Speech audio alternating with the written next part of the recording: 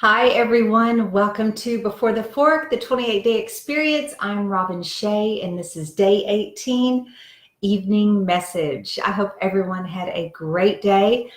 It rained like crazy in South Central Kentucky, which was absolutely perfect because it was a wonderful rainy day. And I bet my husband and one of my boys, we watched 3 movies, and it was just perfect. Just what the doctor ordered, to spend time with my family in the quiet of a rainy outside. And I made some Toscano soup, which is one of my very favorite recipes. As a matter of fact, I think it's on my website, robinshea.com, under soups, under 80% healthy, because I cleaned up this Toscano soup.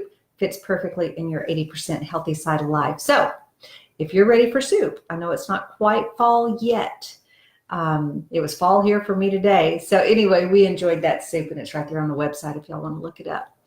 So tonight's message is very poignant, and it's basically painful endings give birth to new beginnings, if you are wise enough to allow them to do that.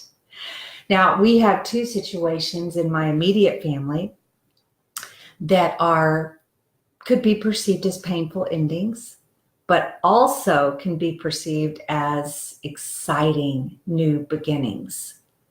So my son leaves Monday for the Army, and as his mom, I'm of course filled with a sense of pride, a sense of overwhelming joy for the adventures that he's going to find.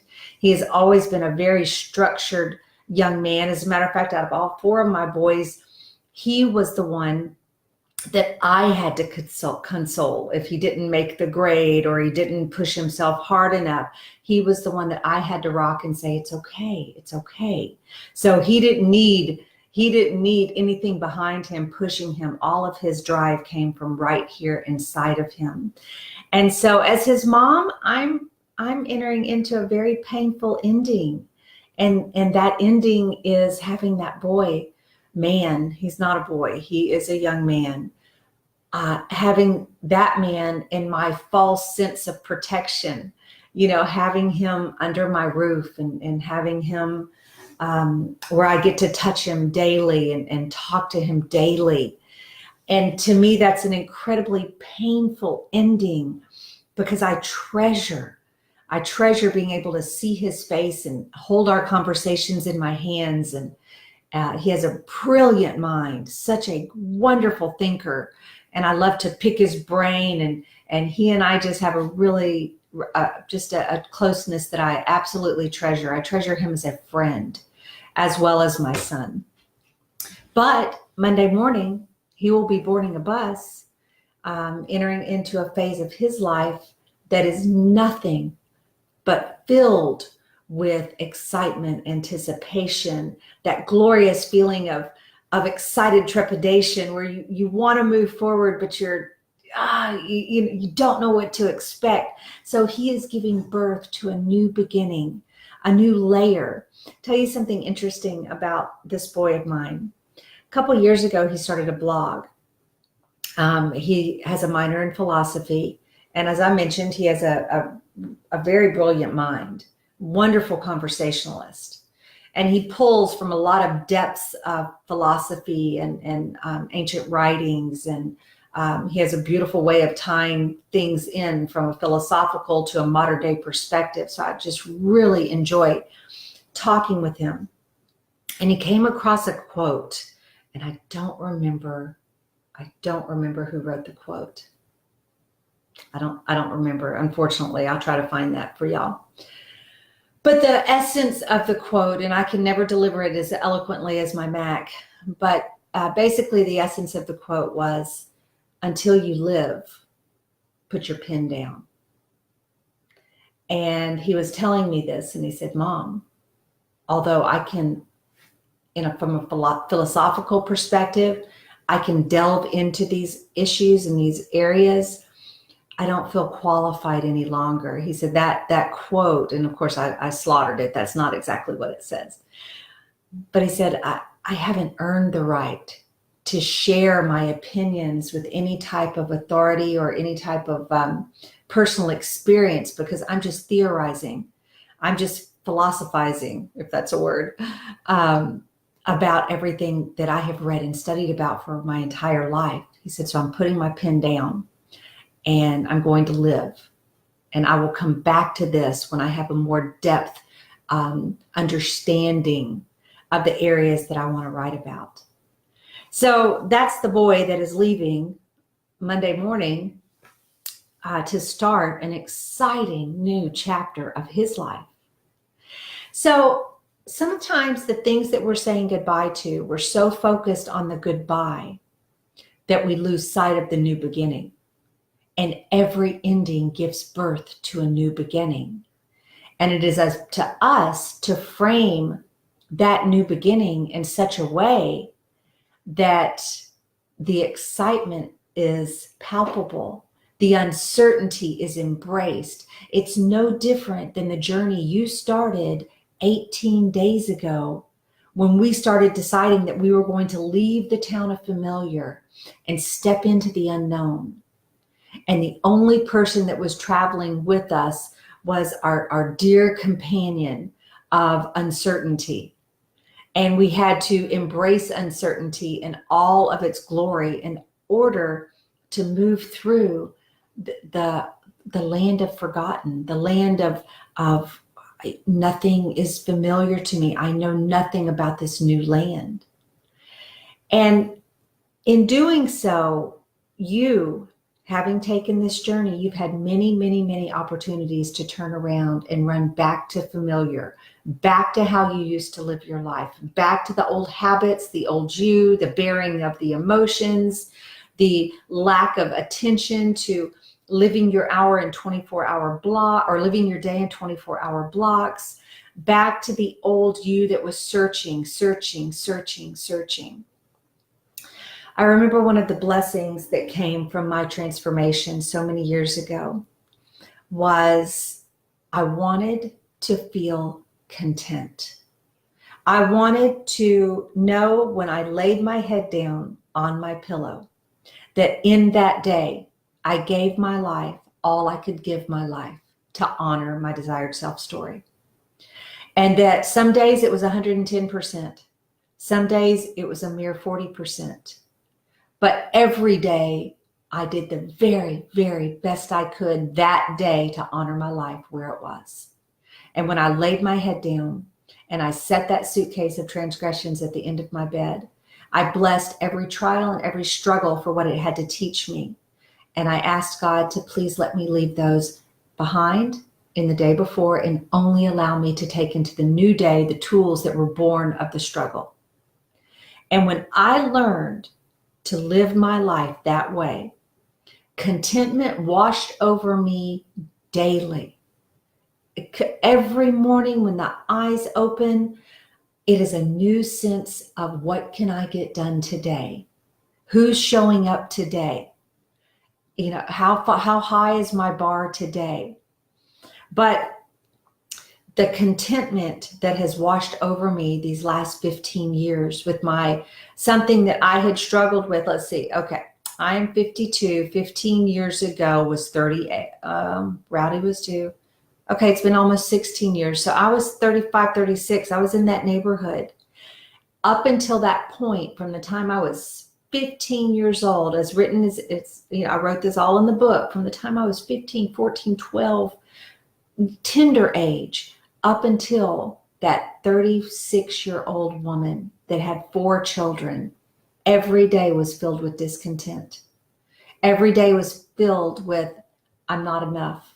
Just daily not enoughness, daily discontent, daily confusion, daily lost in a labyrinth of life that I didn't know how to navigate or find my way out of. And the day that I was reborn, the day that I learned to lay my head down at night and thank God for the opportunity to serve him to the best of my capability, was the day that I was reborn and born into all of my potentiality. So painful endings give birth to new beginnings. And always remember, when you're trying to say goodbye to something and it's so painful and you know that you have to let go, savor the moment and then turn your eyes to the sun and find where the new beginning lies in that situation. What does that new beginning look like? Does it mean a healthier you? Does it mean a more forgiving, a more loving, a more kind you? Does it mean that you need to become more of a sheepdog to your own life? We've talked about the shepherd and the sheepdog, the sheep, the wolf, and the shepherd.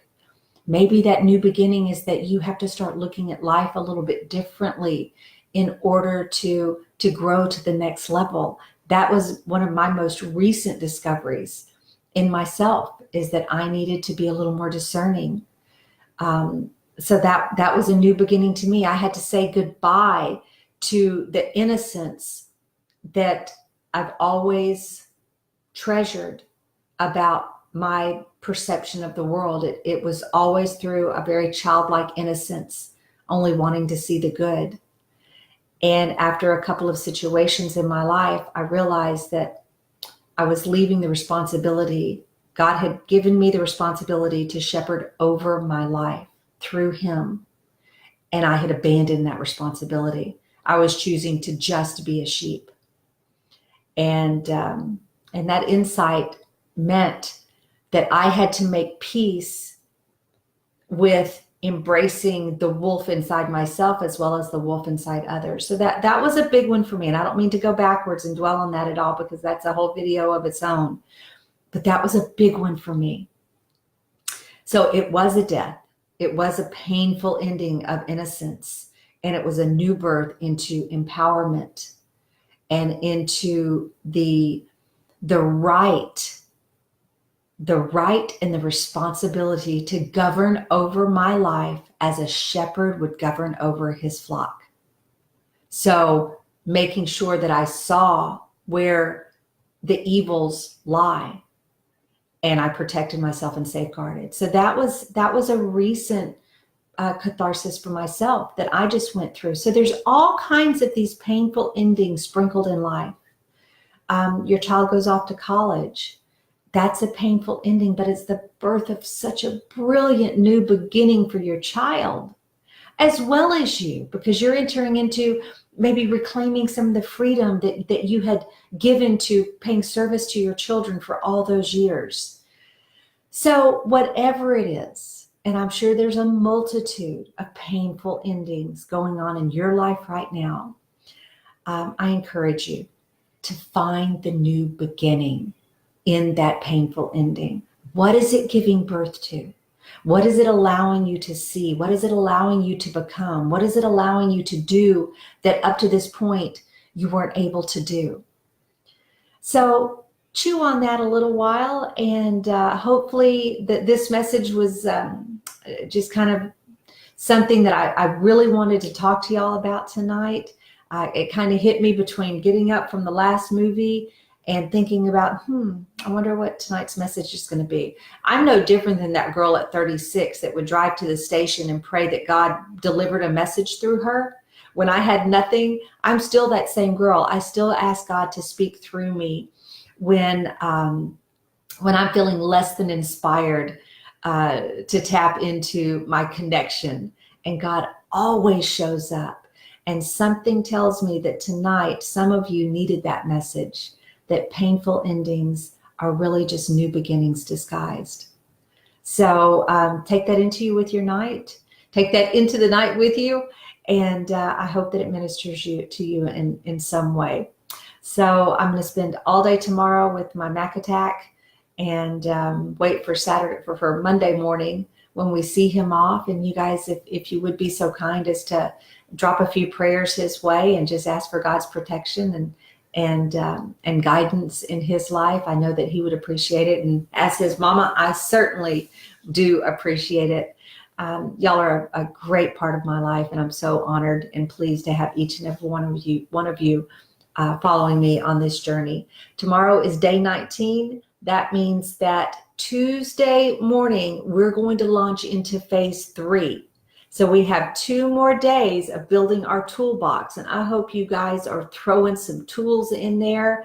And in phase 3, we're going to start identifying exactly what has stuck, what took root, what synaptic connections were actually made, and what we need to start reinforcing. You can't reinforce every tool, you dilute the connections. So what we're going to do is start selecting the tools that really did work, and we're going to start hardwiring those into our behavior. And remember, we're stealing glue from the old bad habits, and we're gluing down the good habits and the good tools that worked for you. So we have tomorrow, Monday, to wrap up phase 2, and then we're going to step into phase 3. And it's going to be a good day. So you guys have a wonderful night. I think we have another movie going on in there. This has been a great lazy day, but I'm telling you, tomorrow I'm going to have ants in my pants wanting to get out of the house. So I will talk to y'all tomorrow morning. Until then, have a good night, and I'll be thinking of you and praying over you and for you. Talk to you tomorrow. Bye-bye.